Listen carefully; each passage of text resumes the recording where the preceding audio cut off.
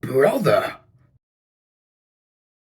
We don't all look alike! Hello my friends, and welcome back to Player Display. I know it took me a while to get to these guys, but finally we are reviewing two Star Wars Black Series figures, being Aayla Secura and Darth Maul, both technically from the prequels and also the Clone Wars show. So this is going to satisfy a lot of people's wish lists, I think. And also, they're both absolutely remarkable figures, so I'm not going to lollygag as I always do. Let's just hop right into them. Why don't we go ahead and have a look at both boxes at the same time, just to get a little rambunctious, try something new. So over here we have Aayla Secura, and then over here we have Darth Maul, both looking fantastic. You can see that the color motifs between the two boxes are different because they allocated Secura to Attack of the Clones, and then as for Darth Maul, this is more a variant of him from the Clone Wars show. So of course he has that different outfit from Mandalore, and also for me, more iconically, his final confrontation with Ahsoka Tano at the very end of the show in Season 7.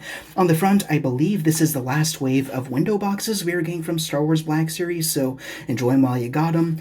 On the side, more of that continued window, which is now absent. I think I discarded those quite a while ago.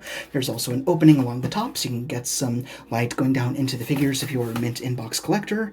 On the back, you get those portraits, once again, looking absolutely spectacular. Getting up close and personal, here is the multilingual bios for Aayla Secura, if you would like to read them in whatever talented tongue you have. And then we'll do the exact same for Darth Maul over here. Going down on either box, it is exactly the same. You have the warning labels I don't believe anyone cares to read, along with your, as per usual, -3 Sword audience! Then turning down to the bottom, you get more of those crazy Star Wars scroll length of a paragraph that no one really cares to read. And then down here you have your usual Green Arrow. Aslan. C. You! Canada. 1 EAC! And then lastly, of course, I am Superman! let's go ahead and start this double feature by looking at fan favorite Aayla Secura, who is a fan favorite for a number of reasons. I mean, the big question for my mind, now that I'm complaining, is why are Jedi allowed to dress like this? I know they're supposed to be one with the Earth and all that, but I almost feel like I should be throwing dollar bills at her or something. But anyways, in all seriousness, this is an absolutely excellent figure, one that many people have been wanting ever since the Black Series line has started, and it does not disappoint. There's a little bit of reuse, a little bit of new stuff, and honestly, altogether, it comes together to create an absolutely beautiful and very familiar figure. You look at it, and yeah, it's straight up Aayla Secura. Getting up close to the face, you can see the photoreal technology.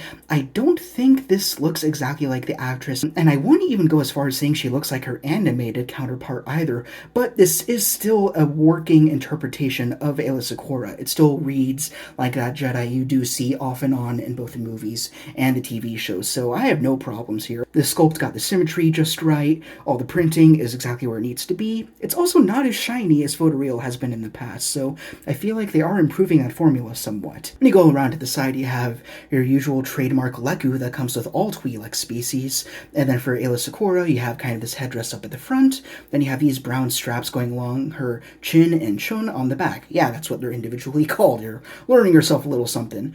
Going down, you have a really nice torso piece. This is actually made of two components. You have, of course, the fleshy part on the inside, and then you have some clothing on the outside, which is actually a little bit removable, as you can see there. Some customizers are going to get some ideas. I'm not going to stop them. Going to the arms, you see some wraps going down on the left, and then no wrap on the right, which is accurate to the Aayla Secura design. Actually, fun fact, I believe I heard, I can't remember from where, that Aayla Secura was actually a fan design submitted by a fan before Attack of the Clones was released, and I think George Lucas liked it so much that he implemented her into the film. So, I don't know, I'll have to do my homework on that again, but that's just a really cool thing. I love when you have the source of the IP, and they acknowledge their fans and implement their own ideas into the source material. I just think that's so cool. Unless you're doing all the fan servicey stuff with the sequels and all that. But we're talking about prequels right now, so no yelling today.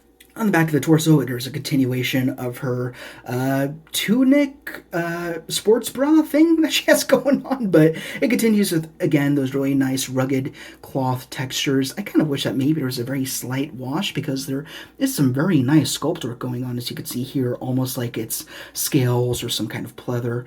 But you can definitely make out how there's several layers going on to it. Like, you have this layer along the top, they have one that's going underneath. So I might go and do a little bit of dry brushing just to bring it out a little bit more. Both of the hands are also very beautifully sculpted. She has 5 digits, even though she is an alien. You have one that is better for a firm grip around her lightsaber. And then over here, you have a very good-looking, I guess, force-wielding hand. Or I guess either of them could hold the saber. The belt and the pad at the front is also very well executed. Really good sculpt work. I feel like the color gets a little bit darker on that centerpiece there, so that helps to diversify the color palette of Secura here, and it looks really good. You have these 4 straps going along the thighs that look really beautiful, kind of just to give this figure a little bit more of a silhouette, which is very good. You also have a flap on the back of the butt, and that's looking really nice.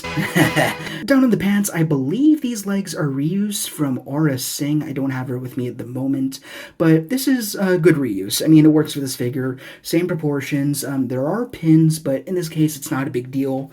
I'm kind of indifferent as to whether there's pins or not. I guess the only case where I really do care is if it's Spider-Man, when there's kind of 2 colors on either side. But for Aayla Secura, it's just 1 color, so those pins, not a bother for me at all. Then you have some boots. Boots are boots. I say it again. Now, accurately to the movies and the TV show, she comes with 1 single weapon, being her lightsaber. I believe we might have seen this one before. This could have been one of the 4 that came with the 2 variants of General Grievous, both Revenge of the Sith and 2003 micro-animated series Clone Wars, but it's still a very good saber. It works just fine for her. It definitely feels like it has some age to it, especially if we pull the saber out. Yeah, it's a little bit thin of a peg. I don't prefer that. You can see how it has the rounded end, so it makes me a little bit wary when taking it in and out. But before I go ahead and plug this back in, I will show you, as I forgot to demonstrate when we looked at Mara Jade, is you do have a hole on the side of her belt, so if you want her unarmed, kind of just being her part on the council, you can pop in the saber with the help of a little peg and socket right there. And it kind of juts out a little bit, but if you look at it from the front, swivel it down a little bit, it looks fine, so no worries there. And getting the lightsaber in either of her hands is no problem. Just simple pop out, pop back in for the right, and then on the left, I think she holds it there too, so you kind of got a few options as to which hand you prefer, but I think I'm probably going to have her as a righty, and then this will be her nice force-wielding, force-using hand or whatever, and that could be a whole bunch of things, lifting up some rocks, pushing someone away, pushing away the fanboys, I don't know. The articulation is also great, because as I said, this is more new sculpt than old sculpt, so let's go ahead and have a look. It seems like there is a single joint around from the neck up to the head. It's just a dumbbell, so she can go that much forward, not a whole ton back, because you got the Leku in the way. Ooh. Sorry, did I just perform a fatality on Aayla there? But you can go a little to the side, a little bit to that side. Actually, is that more to the left than the right? No, I just had to kind of break out the joint a little bit. And then she can swivel all the way around, but then again, the Leku kind of get her a little bit stuck. Both arms, even though they are different sculpts, articulate just the same way. They swivel all the way around 360. Shoulders go out, go back in. Let's actually have a look at both of the elbows. The blue one goes past 90. The one with the sleeve goes a little bit farther, I think. So that's pretty interesting. Here, if we swivel them out. Yeah, I think the brown one does go a tad further. As for the wrists, as I said, they both go up and down, as is the right one over here. There is a ball joint in the torso, so she can do good swivel, crunch down, crunch very far back, good amount of tilt. Legs, they kick out to the side, not quite 90, but pretty damn close. They kick forward, pretty much the same distance. They go back a little bit less because they kind of V out, because again, this is from the Aura Singh sculpt, and yeah, they kind of get pushed out, and they don't go quite as high either. As for the knees, they are double jointed, they go all the way back, which is very good. As for the boots, you get an ankle joint that goes very, very far back, very, very far up, and then you also got your trademark rocker, so really awesome figure all around. Love it a lot. Now let's move on to Darth Maul, who is an absolutely fantastic figure, again, from the Clone Wars show, mainly because his outfit is from the Mandalorian arc and also the very end at Season 7, and I believe this entire thing might be a new sculpt, which is great, maybe except for the neck, I'm not too sure. When we go to size comparisons, we'll compare him against the latest release of Darth Maul, being that comic book variant, but anyhow, let's go ahead and start with the head. I've said that a lot, I apologize, I'll try to vary that up in the future. Getting up close, he looks a lot like the actor as he appeared in The Phantom Menace, which is really nice. You get I kind of like this expression. I wasn't too sure it would be too neutral or, I don't know, too kind of peachy. I wasn't really too sure from the product shots, but you get kind of a scowl in there. You definitely, if you hold it up to the light, you can make out some teeth. So I actually think this is the just right expression for this figure. He could be angry, he can also be contemplating and anxious like he was in Season 7, so I think they found a really nice medium with this expression here.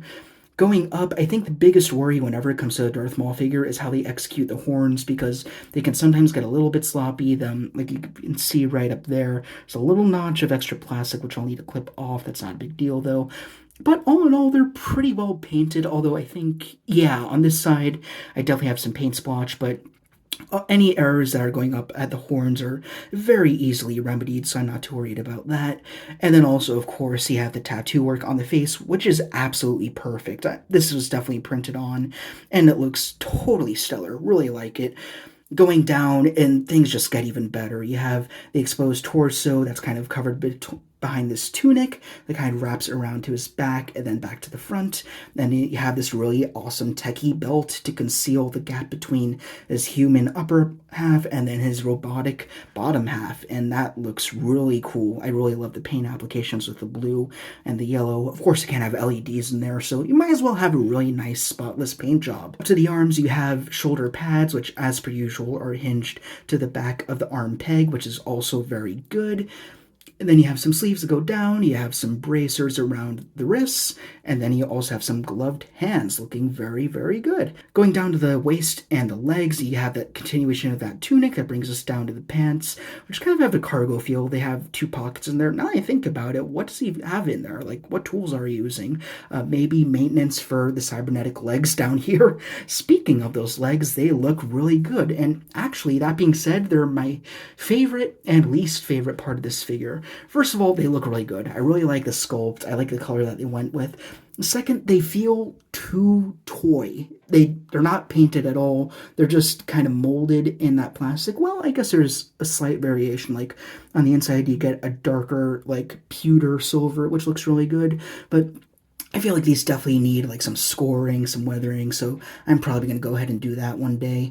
But yeah, how they executed the hinges is really good, like especially if you put them beside droid figures that we've seen in the past, like the B1 Battle Droid, K2SO, droids like that. The joints are very cylindrical as opposed to the more organic, rounded ones that we have at the elbows, at the neck, and everywhere else. So it's just really cool to see that contrast going from the top down to here. So these legs definitely make him extremely unique. So I'm probably going to customize these, but overall, this figure is absolutely fantastic. There are very, very few things that I would want to upgrade or change about him. Moving on to the lightsaber, it looks great, but it gets a little flimsy, as you can see. Like, I'm holding it out, and there's so many removable parts here that it gets a little bit floppy. So, I don't know, let's try and inspect it from one blade to the other. So, each of these blades, again, it's kind of that scary old blade that always makes me worried.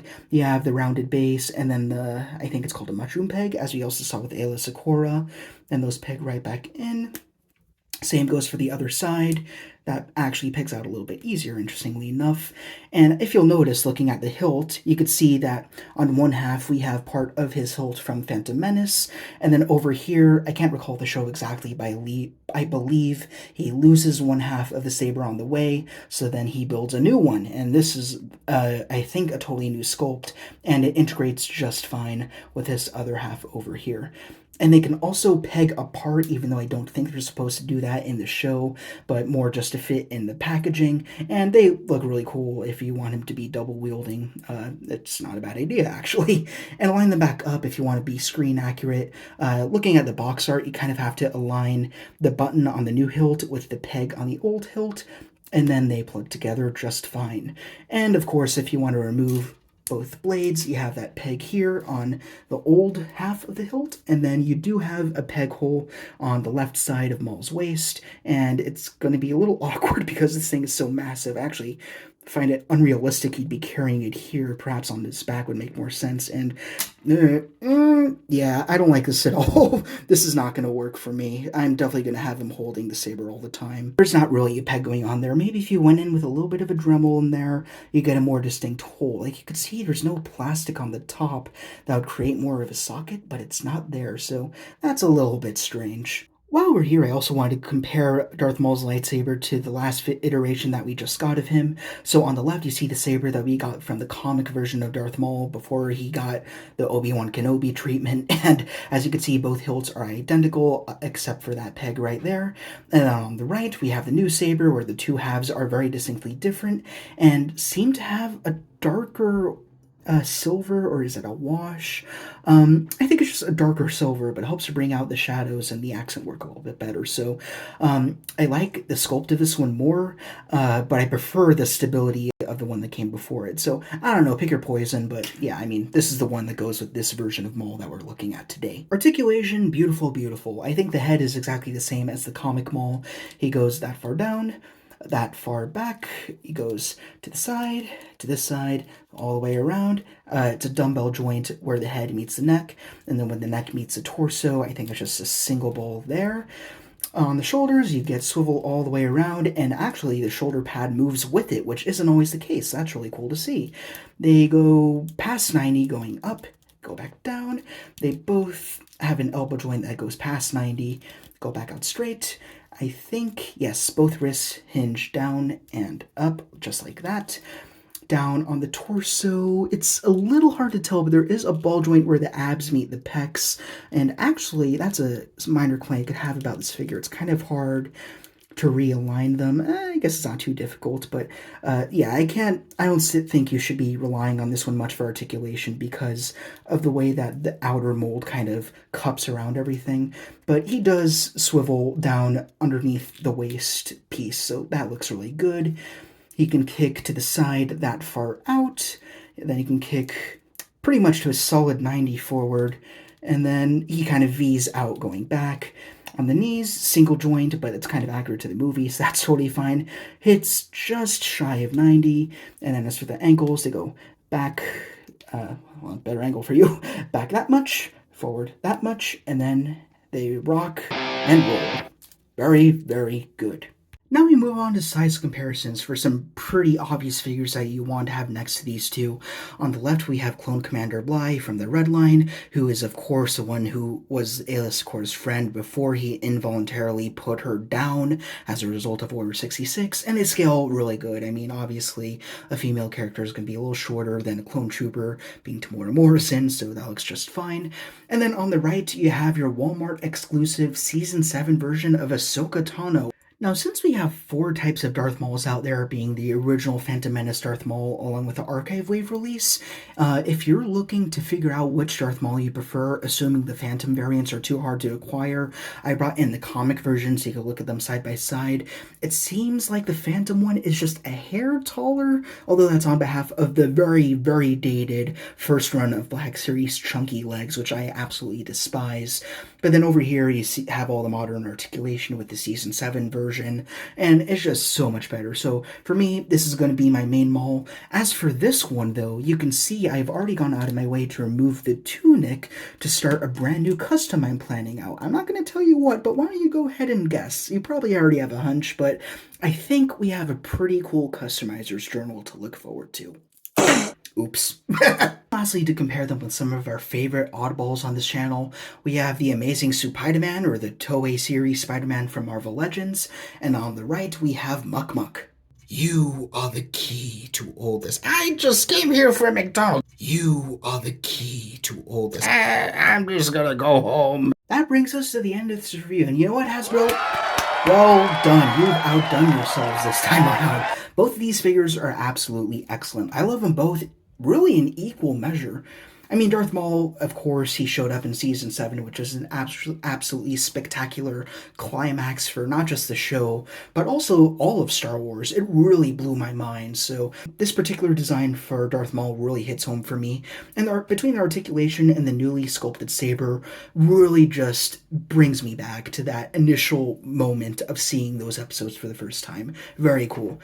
Then, of course, we have Aayla Secura, who I actually have a little bit more nostalgia for because, more than anything, I actually recognize her from the original Star Wars Battlefront 2.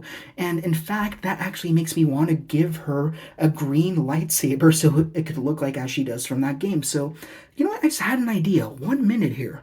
Alright, you know what? Yup, that's a win. So here is Aayla Secura again. This time I've replaced her sabers with 2 sabers from Kotobukiya, both LED, as you can see here. And yeah, I'm definitely going to custom make her an additional green saber. That's going to bring us to the end. I really hope you like this review. We have actually a lot more stuff incoming that I think is going to be a lot of fun to have a look at and get a little hands-on with. So if you want to see those new additions and more, then please, as per usual, be sure to like, comment, And subscribe. or suffer the little children. Hope you guys are all having an awesome weekend, and I will see you all later. As for these Kotobukiya LED sabers, I haven't actually done a review of them, but I have included them on some of my thumbnails and in the size comparisons. First of all, they're not the easiest to get, but they do give you a lot of bang for your buck. They have like alternate blades and stuff like that, so I do highly recommend them. But at the same time, they are more just for photo shoots than anything. They're the kind of thing that you just want to turn right back off when you're done with them. And you turn them off simply by pulling them back out, and you see the saber turns back off. So if you're looking to get these sabers, not too hard to find, but if you do find them, just remember they are very momentary pieces. Just use them for pictures and turn them right off. You don't want these batteries to die. They're quite pricey. We'll say they look absolutely fantastic together, but at the same time, it really bugs me, even though that I have them both already, that Ahsoka was a store exclusive, and then Maul was a regular line release that you can get right now. So it's really a shame that people are going to have to go out their way to shell out some extra money to pay scalpers for the accurate Ahsoka over here. So that really is kind of a bummer. I wish that they wouldn't do things like that. Like, if you're gonna have 2 figures that are part of a very specific moment in Star Wars history or part of a team, why are you going to make one of them exclusive? That's just a big irritation. But all that being said, all 4 of these figures are really, really good in their own right. Oh, and I was just packing up, but one thing I should mention before I go is that I do plan on upgrading my setup a little bit. So as you can see here, I got my really clunky plywood table over here, which is a little bit more rickety than I like. So I'm probably going to get a new one. I'm also going to probably get a more HD backdrop. Don't worry, Sad Onions isn't going anywhere, so I'm gonna get a nicer version of that. And then even over here, just for me, I got some Lego Star Wars stuff going on, so I'm having a lot of fun here. But as for you being the audience, let me know if there's anything that you'd like a little bit more cleaned up about these videos. Maybe the lighting needs to be improved or anything like that. Just if there's anything that you feel like would improve the overall reviewing experience, let me know, and then I'll take that into consideration.